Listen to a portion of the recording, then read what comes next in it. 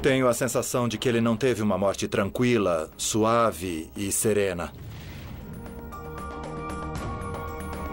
Os castigos que infligiam eram cruéis. Com certeza eles queimavam e mutilavam o corpo e certamente decapitavam. A mumificação significava status, não era para qualquer um. As múmias têm 3.000 anos, mas podemos aplicar técnicas forenses modernas para obter respostas.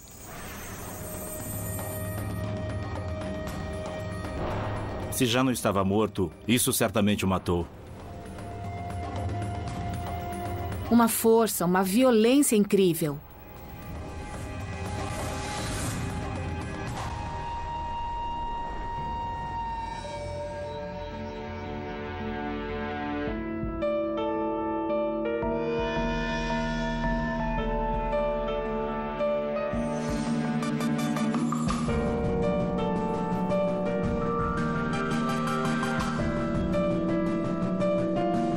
Múmias reveladas. O corpo desaparecido. As múmias, restos humanos preservados, são uma singular janela para o passado. Povos como os egípcios antigos, na crença de que precisariam dos corpos no além, esforçavam-se por desenvolver técnicas avançadas de embalsamamento para evitar a deterioração que ocorre após a morte.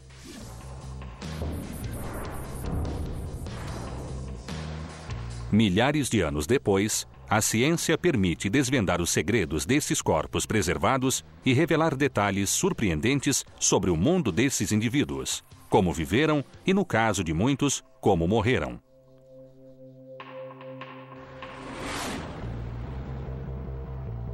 A mais de 3.000 quilômetros do Egito, um museu da Inglaterra abriga uma cabeça mumificada. Ninguém sabe como se separou do corpo. Com apenas esse fragmento do indivíduo, a equipe de investigação de múmias enfrenta um desafio. Não sabemos quem era, quantos anos tinha quando morreu, onde está o corpo, por que a cabeça ficou assim. Temos muitas perguntas a responder. E sabemos que era egípcio? Sim, sabemos, mas isso é tudo. Muito bem. Então é um homem adulto, egípcio e foi mumificado. E agora quer que tentemos obter mais respostas. Isso mesmo. Geralmente estudamos corpos completos e não somente partes do corpo, então será mais difícil apenas com a cabeça. Mas eu tenho certeza que conseguiremos obter uma resposta, dar-lhe uma realidade e situá-lo em seu contexto antigo. A líder da equipe, Joan Fletcher, é uma egiptóloga renomada. Já examinou múmias no mundo todo, mas esse pode ser seu caso mais difícil.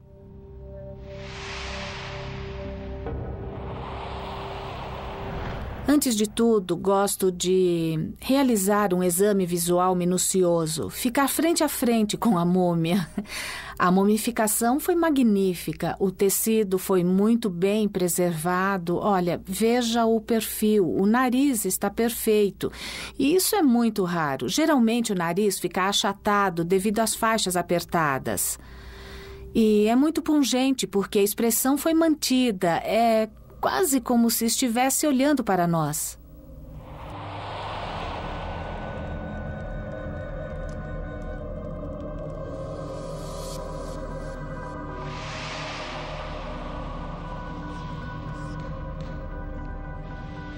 O homem pode ter morrido de vários modos diferentes, e como não tem o corpo, a equipe precisará testar teorias apenas com a cabeça. Aos poucos, a equipe de investigação de múmias tentará preencher as lacunas para saber quem ele era, onde viveu e, se possível, como morreu. Cada membro da equipe tem habilidades especiais. Duncan Lees trabalha com a polícia de Londres e a inteligência militar. Aplicará suas refinadas técnicas forenses a essa antiga múmia. Nessa equipe, diferentes experiências e especialidades são combinadas. O Dr. Stephen Buckley é pioneiro em análise química da mumificação. É um dos poucos no mundo capazes de identificar as vitais pistas químicas contidas na cabeça. Os embalsamadores eram bons. E o conhecimento de restos humanos antigos da egiptóloga Jill Scott será crucial para desvendar a verdade sobre a morte dessa múmia. Em medicina forense, precisamos de evidências físicas. A equipe será instruída em sua sede na cidade histórica de York. Querem saber quem ele é, por que morreu e se há evidências de que foi crime. As fotos mostram apenas a cabeça e, a não ser que esteja faltando fotos, não temos mais nada, é isso? É tudo que temos, é isso, só a cabeça. Nós tínhamos o corpo completo em outros estudos de múmias. Mas é só a cabeça mumificada, então teremos de nos dedicar e usar todo o nosso conhecimento para obter respostas. Eu vou tratar do caso como se fosse moderno, um assassinato atual. Ele viveu na antiguidade, mas mesmo assim deve haver evidências de como foi que ele morreu. As fotografias suscitam várias perguntas. Há ferimentos no pescoço. Alguma coisa aconteceu. Foi um machado, alguma lâmina, um garrote. Precisamos saber como a cabeça foi removida do corpo. Isso está ligado aos ferimentos acima da órbita direita. E se ele foi decapitado, teria sido vítima de um esfaqueamento ou de um golpe com um objeto não pontudo? A primeira coisa que preciso fazer é voltar aos arquivos e tentar descobrir algo sobre essa pessoa. Seria interessante saber quando entrou no país e se isso vai combinar com o que a ciência dirá sobre ele, sobre seu status, como vivia e... Exato. E se pudermos descobrir exatamente onde e quando viveu, porque a cronologia é importante, não é? Sim, e a mumificação pode ajudar. Os materiais mudaram com o tempo. Se pudermos identificar quimicamente esses materiais, poderemos ter ideia de quem era essa pessoa e qual era o seu status. Só agora que a tecnologia avançou muito, nós podemos começar a obter respostas. Há 2 anos não teríamos conseguido fazer isso, mas agora temos boas chances de aplicar a tecnologia a uma cabeça de milhares de anos e descobrir como foi que esse homem morreu. Minha preocupação no caso é que só temos a cabeça e por isso temos de nos conscientizar de que não teremos condições de descobrir exatamente tudo. Quase todas as evidências que poderiam esclarecer a vida e a morte desse homem desapareceram, assim como seu corpo. Então, será uma tarefa difícil desvendar esse antigo mistério.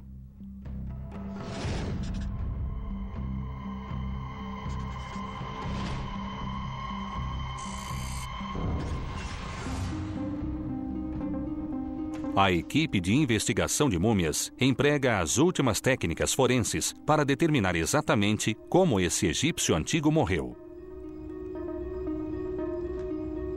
Mas, mesmo com toda a tecnologia, a ausência do corpo será um grande obstáculo. Steven recolhe amostras de pele da cabeça para uma espectrometria.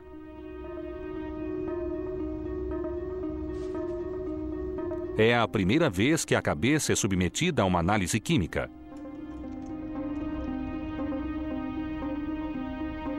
Com o teste, Steven poderá identificar compostos químicos usados para embalsamar a cabeça. Esses compostos permitirão entender como o homem foi mumificado. O teste detecta vestígios minúsculos dos compostos. Precisamos tomar cuidado com a amostragem para não detectarmos contaminação moderna, por exemplo. A amostragem também precisa ser feita com precisão para que ele não danifique a inestimável múmia.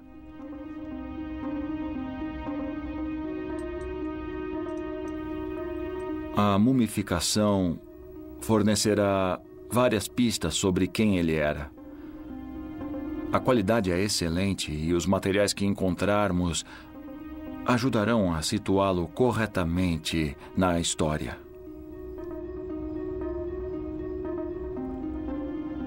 O equipamento é tão sensível que pode detectar 2 gotas de sangue em uma piscina olímpica.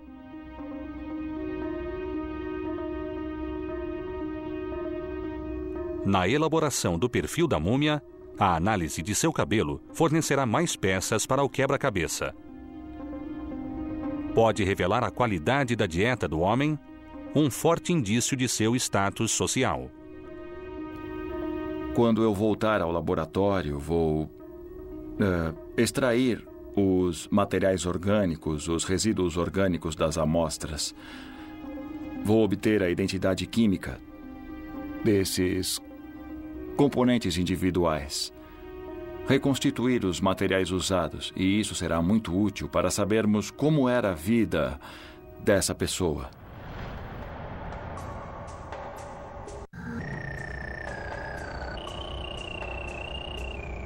Enquanto isso, o arqueólogo forense Duncan Lees usa um laser tridimensional para construir um modelo virtual da múmia. O aparelho criará uma versão digital da cabeça, essencial para o trabalho da equipe. Usamos um scanner a laser para criar um modelo preciso que possamos examinar sem tocar a cabeça. Para começarmos a procurar danos, lesões, fraturas, qualquer compressão e relacioná-los a armas ou objetos ou alguma coisa que possa se tornar uma hipótese para a causa da morte. É bem melhor utilizar um ambiente virtual. O scanner usa o mesmo sistema de eco do radar, mas com raios laser.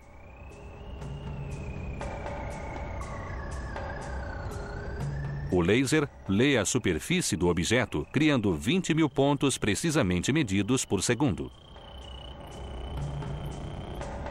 Essas informações extremamente detalhadas vão para um computador que gera um modelo virtual em 3 dimensões. A exatidão é extraordinária. A margem de erro é de apenas 20 microns, 20 milionésimos de metro, menos do que a espessura de um fio de cabelo. Tenho a sensação de que ele não teve uma morte suave, tranquila e serena. Precisamos lhe fazer um favor ou lhe fazer justiça e usar todos os nossos recursos para descobrirmos como ele morreu. E queremos também que isso fique registrado. Ele esperou bastante por isso. Quando ele viveu? Antes que possa descobrir como o homem morreu, a equipe precisa lhe devolver a vida ao determinar quem ele era e onde e quando viveu. A cabeça foi doada ao Museu Newcastle no final do século XIX. Uma das poucas pistas que o museu transmitiu à equipe foi a sugestão de que a cabeça mumificada era do período do antigo Império Egípcio. Foi em torno do 3º milênio antes de Cristo, há 4.000 anos, quando a civilização do Egito atingiu seu primeiro auge, a época das magníficas pirâmides de Gizé. Nessa fase da história egípcia, a mumificação era relativamente nova e dependia do uso de natrão, uma mistura simples contendo carbonato e bicarbonato de sódio. Quando o corpo era envolvido em natrão, a umidade era extraída da pele durante uma parte central do processo de mumificação.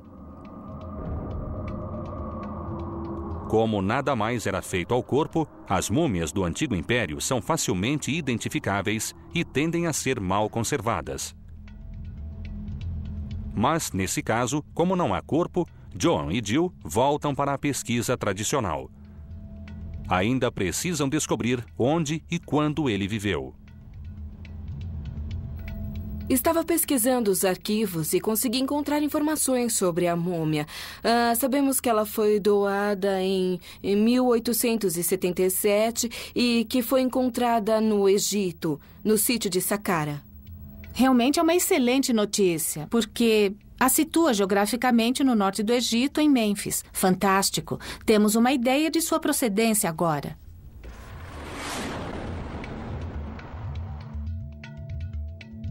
A ligação com o sítio de Saqqara é um avanço significativo, pois era o cemitério da capital, Mênfis, onde os governantes e a elite eram enterrados.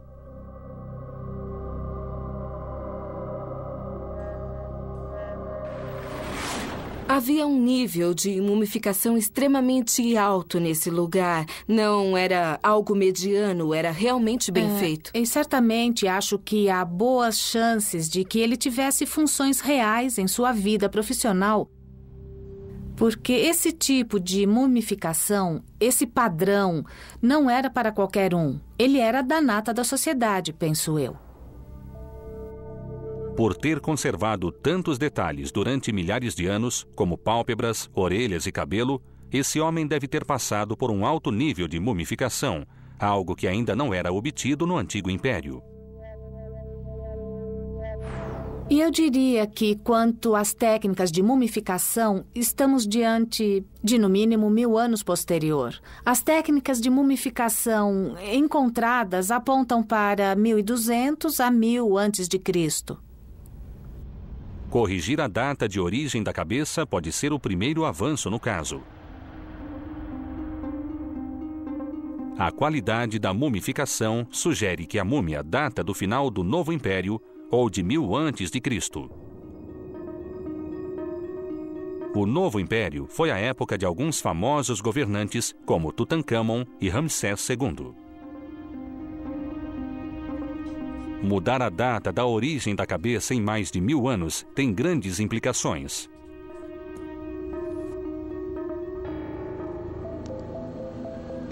O resultado da espectrometria pode fornecer a prova definitiva. A espectrometria de massa com cromatografia gasosa é o paradigma das análises químicas, crucial para investigações criminais. A máquina parte do princípio de que toda substância química se transforma em um gás a certa temperatura. Com o aquecimento gradual das amostras extraídas da cabeça, os testes revelam centenas de componentes ao examinar o ponto em que se convertem em gás. Isso fornecerá a identidade química das substâncias usadas no embalsamamento. O material usado na pele é um óleo vegetal. Óleo de rícino é um dos ingredientes e uma resina de conífera bastante aquecida. Por que aquecida? Bom, nesse caso, pelas pistas que a química nos dá, talvez fosse para deixá-la escura. Porque também há betume aqui. É um componente menor, mas o fato de estar presente é útil. Os minúsculos componentes químicos do betume que Steven identificou são uma descoberta importante. O preto era a cor tradicional do Egito e também representava a vida. O escurecimento das múmias no embalsamamento podia ser um modo de mostrar identidade nacional. O achado pode ligar a múmia a um período ainda posterior ao que Joan pensara. O betume exclui o Novo Império como origem possível. Só começou a ser usado em 700 ou 600 a.C. O resultado é o fato concreto que a equipe buscava. A ciência moderna ajudou a relacionar a múmia a um período posterior, em torno de 700 a 400 a.C., cerca de 2000 anos depois do que o registro do museu sugerira. A equipe determinou que o homem quase certamente vivera na cidade egípcia de Mênfis no período final. Foi o último grande florescimento da cultura egípcia, os séculos finais da gloriosa era dos faraós. O Egito estava tentando estabelecer sua identidade cultural com a entrada de muitos estrangeiros naquele país. Nessa época, achavam que tinham que reafirmar sua identidade nacional. E faziam isso de várias formas, inclusive através da mumificação. Mas a análise de Steven produziu ainda mais resultados. Na amostra de cabelo que comparamos com a pele, Nós encontramos uma identidade química parecida, um padrão semelhante com o óleo de rícino, a resina de conífera, o bálsamo e o betume, mas também a cera de abelha. Não foi barato. Então, esses compostos não eram acessíveis a qualquer um. Não eram. A espectrometria tornou mais claro o perfil do homem misterioso. Informou onde e quando ele viveu. E, incrivelmente, também identificou uma exótica conífera e cera de abelha em seu cabelo. Ambas as substâncias eram usadas na fabricação de perucas, um símbolo de status para a alta sociedade egípcia. Há 10 anos, Filippo Salamone pesquisa os rituais e métodos em torno dos cabelos e perucas do Egito Antigo.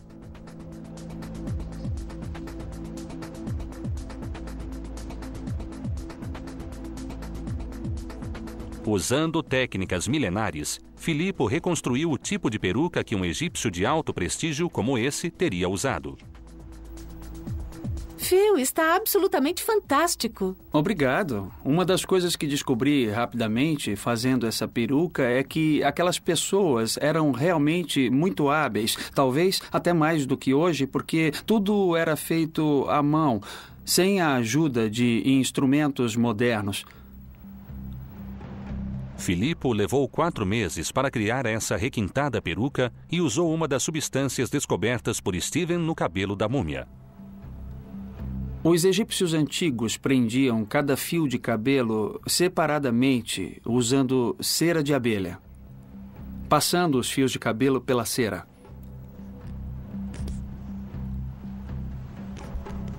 A julgar pelo tempo, esforço e energia empregados para criar a peruca, eu diria que ele era abastado. Temos a peruca, que é um símbolo de status, e quem a usava parecia diferente da vasta maioria das pessoas na sociedade da época e enviava mensagem de que dispunha de meios para mandar fazer esse tipo de artefato. E isso levanta uma questão. Será que ele teria tanto destaque em sua sociedade a ponto de ter se tornado um alvo? Poderia ter sido vítima de um ato violento, talvez de assalto? Era o que eu ia dizer. Essas ideias logo vêm à mente quando vemos a peruca e o imaginamos com ela.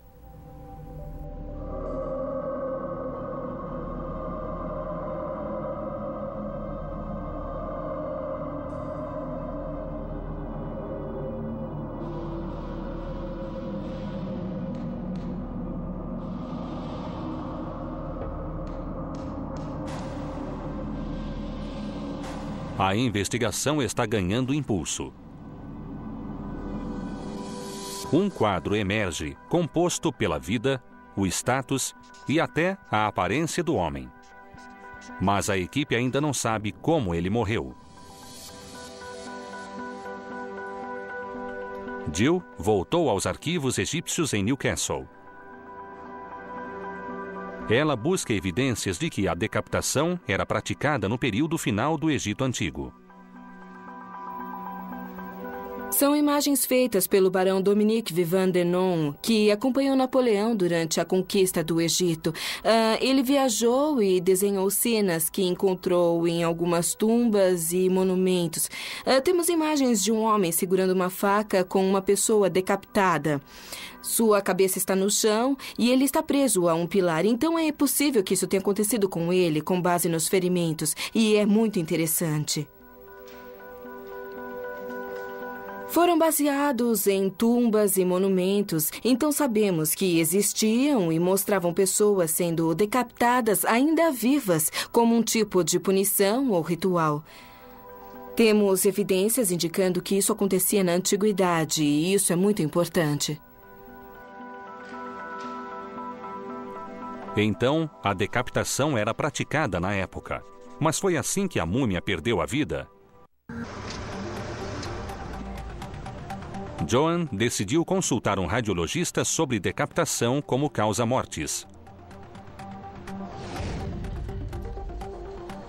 O Dr. Ian McClough é especialista em múmias egípcias.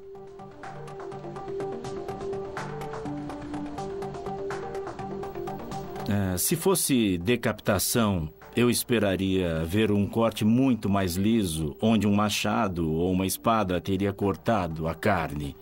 Mas esse ferimento aqui parece mais irregular. Não está nada liso. Não, não está. Parece que houve uma fratura. Isso explica as irregularidades? Isso mesmo. Isto é o músculo? É o músculo com a pele. Isso mesmo. E vemos parte do osso se projetando aqui. Parece que se quebrou em algum momento da história. Então podemos descartar a decapitação como causa da morte. É muito improvável que ele tenha sido decapitado. Também estou intrigada com essa ferida feia sobre o olho direito. Deve ter sido causada após a morte, pois os tecidos se soltaram, mas o osso também foi danificado. Sabemos que os egípcios antigos, certamente os faraós, gostavam de executar os inimigos usando força bruta, atingindo o crânio com um cetro de pedra. Muitas vezes isso ocorria na área da testa. É difícil dizer só olhando, porque o dano pode ter sido posterior. Para ter mais informações, precisamos de raio-x. Esse é o próximo passo? Acho que sim.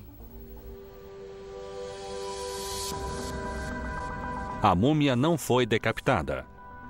Essa via de investigação se fechou. Mas a análise do Dr. McClough abriu outra. O foco agora é a ferida na cabeça da múmia. Pode ser evidência de um golpe fatal? O Museu Harrogate tem uma grande coleção de artefatos egípcios. John e Duncan procuram no depósito uma possível arma do crime. Estamos procurando algo como um cetro. Como são exatamente? São instrumentos ou são armas? São objetos muito brutais, mas muitos egiptólogos acham que provavelmente são instrumentos cerimoniais ou rituais porque são relativamente pequenos. Acho que podiam ser usados como um tipo muito eficaz de arma, porque nas imagens vemos cenas do faraó golpeando o inimigo.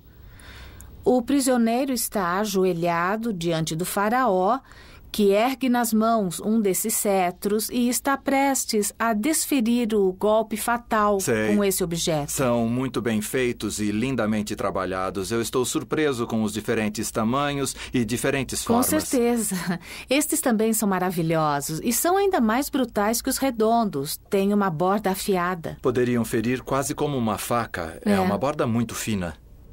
Tem um lindo acabamento e eu adoraria que você escaneasse um deles porque são absolutamente incríveis, verdadeiras obras de arte, mas pensar que já podem ter matado alguém, eu gostaria de descobrir. Vamos medi-los, escaneá-los e depois vamos tentar compará-los com a ferida no crânio para identificar, talvez, que tipo de forma e dimensão estamos procurando.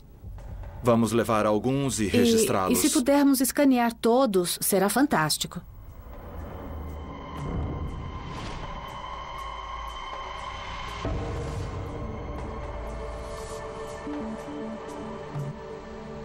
Como a múmia, os cetros têm milhares de anos e são igualmente inestimáveis.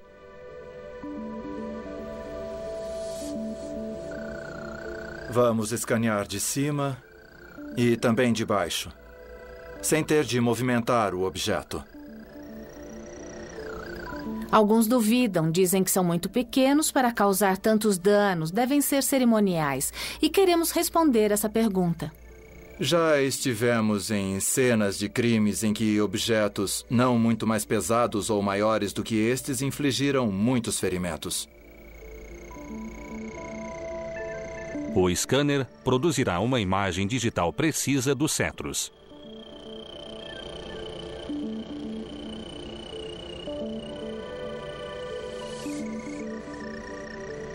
Duncan poderá comparar os dados com as dimensões digitais da ferida na cabeça que obteve no começo da investigação.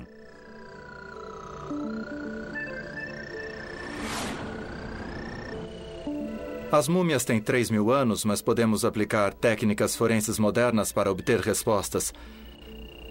Estamos adaptando técnicas que só foram adotadas há 2 ou 3 anos para questões que se deram há milhares de anos. Apesar de contar com a mais moderna tecnologia, a equipe de investigação de múmias ainda não desvendou o mistério da morte do egípcio embalsamado. Duncan tenta recriar digitalmente como o homem pode ter morrido e Joan pretende reproduzir fisicamente o mesmo tipo de golpe brutal. Ela quer saber que tipo de dano um cetro pode causar a um crânio humano.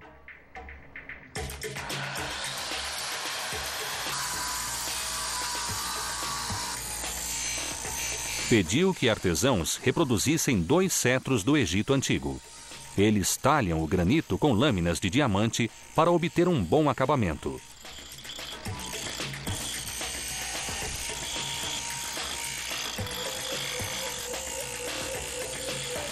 Joan quer garantir que as técnicas modernas fiquem à altura da perícia artesanal egípcia. Está certo assim? Está sim. Eu acho que está ficando muito bom mesmo. Você gostaria de chanfrar mais? Eu gostaria, sim, só 1 ou 2 milímetros no máximo, para a curva ficar bem bonita. Os egípcios antigos não tinham ferramentas elétricas para talhar os cetros. Usavam sílex para moldar o granito e a áspera textura da areia para lixá-lo. E o processo levava semanas e não horas. Aí está. Só preciso lixar, está um pouco irregular. Você já pode ver o corte do diamante. Viu? Sinta como fica liso. É mesmo, foi bem rápido. Está sentindo? Estou sim, dá para sentir bem. Parece os antigos. E, na verdade, é o que você criou. É só pôr um cabo e golpear alguém. Com certeza.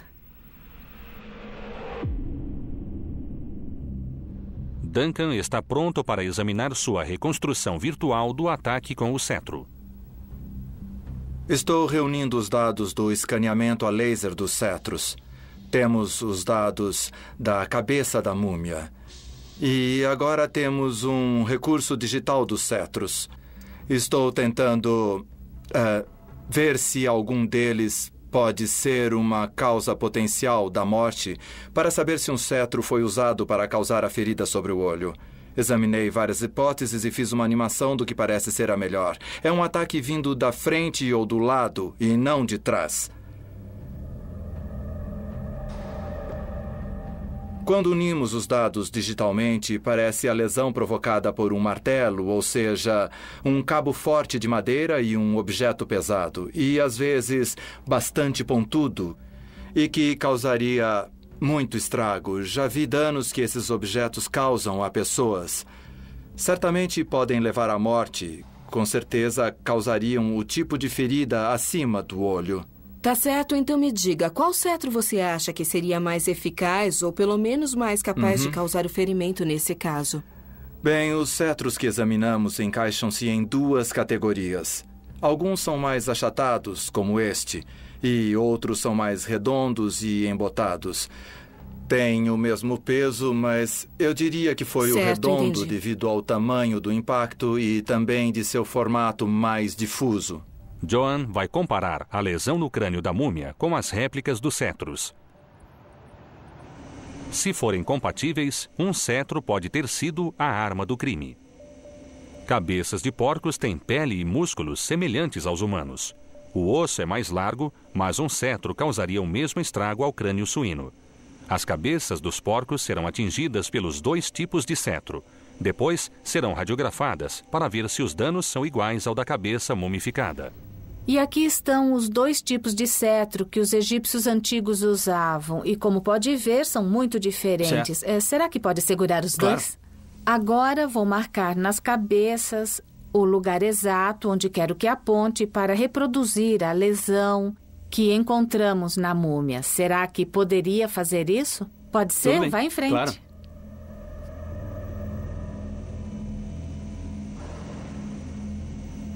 Muito bem.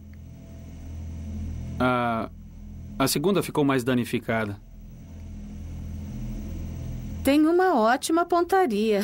Então, esta foi atingida com esse instrumento. E esse cetro, que eu achei que causaria mais danos, não fez praticamente nada. Não. Fascinante. Contrariando as previsões, o cetro em forma de disco foi o mais letal. Depois de tudo que você analisou, você acha que o golpe com um cetro pode ter causado a morte do indivíduo? Devo dizer que pode, sim, pode, porque nada que examinei até agora exclui essa possibilidade. Acho que precisamos de mais radiografias. Você e o Joe podem fazer mais raios-x para ver a lesão que eu não posso ver dentro do crânio. Ambos os exames forenses foram um sucesso. Parece que a múmia pode ter sido morta com um cetro. Agora, a equipe precisa de provas concretas para a teoria.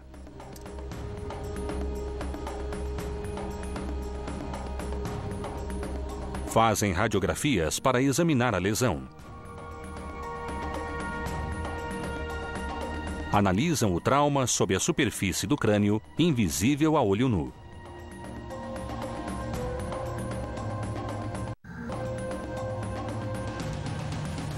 Com os raios-x, poderão visualizar as lesões cranianas nas cabeças dos porcos e da múmia e saber se os danos são compatíveis. O professor Don Broadwell, um famoso paleopatologista, examinará os raios-x. É especialista em determinar a causa da morte e investigou crimes de guerra na antiga Iugoslávia. Estes são os raios-x depois dos experimentos com as cabeças dos porcos e os cetros. Este aqui foi com o cetro redondo, o circular. E este aqui é o resultado com o cetro em forma de disco, com a borda fina. São lesões bem diferentes em cada crânio de porco. E agora temos o crânio da múmia, também lesionado nessa área. Então, gostaria de ouvir qual é a sua opinião em termos de comparação entre os ferimentos infligidos. Quanto aos crânios dos porcos, o mais danificado é o da esquerda. Há bem mais lesões nessa área. Aqui na parte superior do focinho, nessa passagem para a área do crânio. E há poucas evidências de danos no outro. O professor Broadwell identificou lesões nas cabeças dos porcos. Em comparação, a lesão no crânio humano é muito modesta. Segue o contorno do sistema do seio frontal, dos espaços dentro do osso frontal. Se o impacto tivesse sido muito forte, eu esperaria que a lesão se estendesse para outras partes do osso frontal. A lesão no crânio da múmia não é muito extensa, comparada ao trauma mais intenso nos crânios dos porcos. Depois de todos os testes, um golpe com um cetro é excluído como causa da morte da múmia.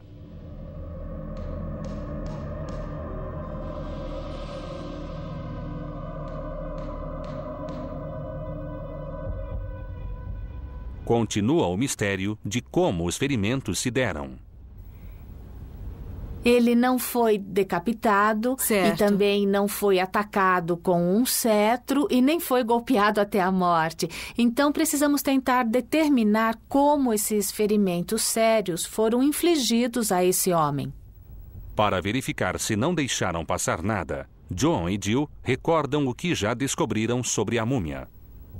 Sabemos que é homem, de posição social elevada devido à qualidade do embalsamento. E os resultados da análise química que nós fizemos mostraram até a natureza da peruca que ele usava.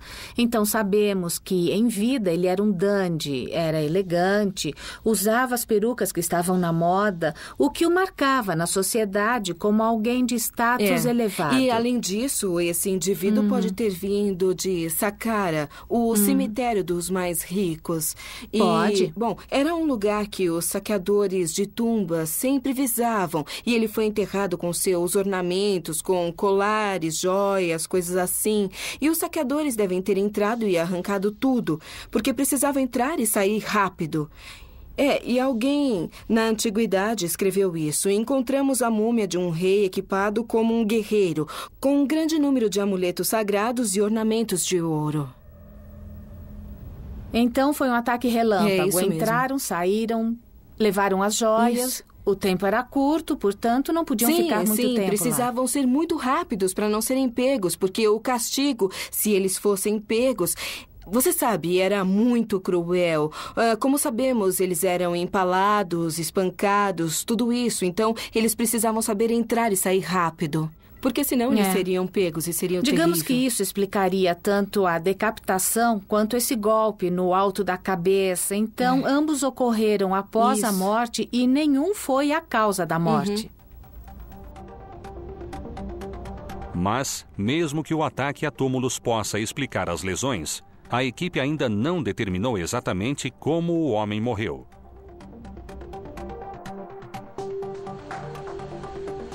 John espera que o exame detalhado dos raios-x pelo eminente radiologista Ian MacLeod traga algumas respostas.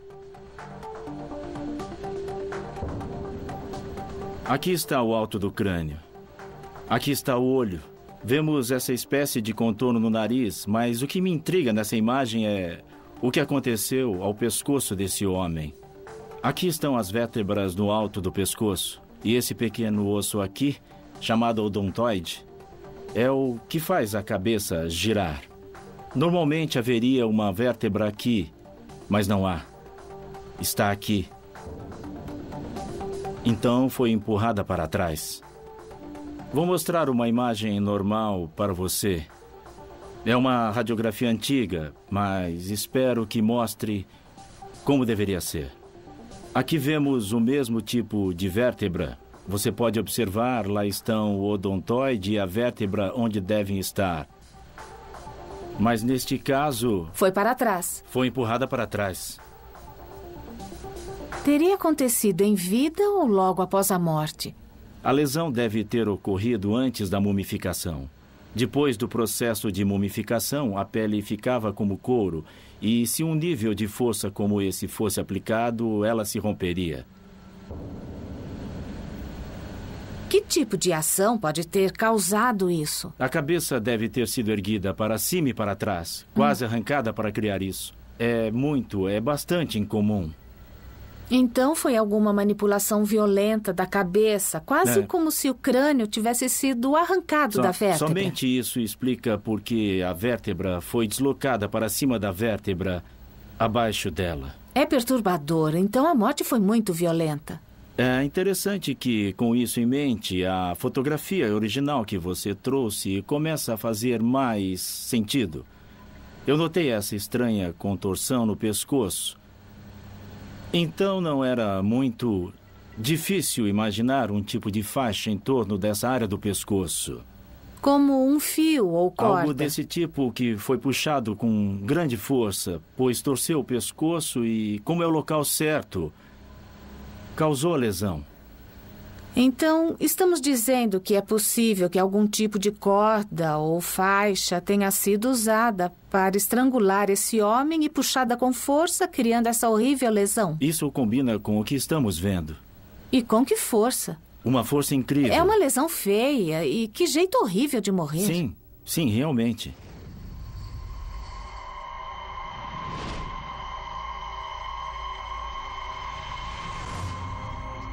Essa foi uma das missões mais difíceis da equipe de investigação de múmias. A mumificação significava status e não era para qualquer um. Também a cera de abelha. Ele teria tanto destaque em sua sociedade a ponto de se tornar um alvo? Podemos imaginar uma faixa que foi puxada com muita força. Mesmo com poucas evidências e sem poder examinar o corpo, a equipe descobriu quando e onde o homem viveu, sua posição social e que foi cruelmente estrangulado. O estrangulamento não era um método comum de execução estatal no Egito e era muito raro em batalhas. Então a equipe pôde concluir que o homem misterioso quase certamente fora vítima de um brutal assassinato. O que achei tocante é que rapidamente ele passou de um objeto a ser medido e examinado para uma pessoa que estávamos tentando entender.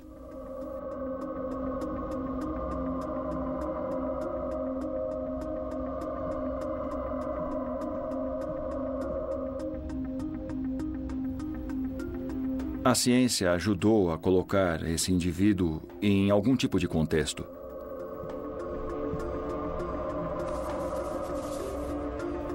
Ainda que tivéssemos o corpo, não teríamos chegado a outros resultados, além de quem ele era, de onde ele era e qual foi a causa de sua morte.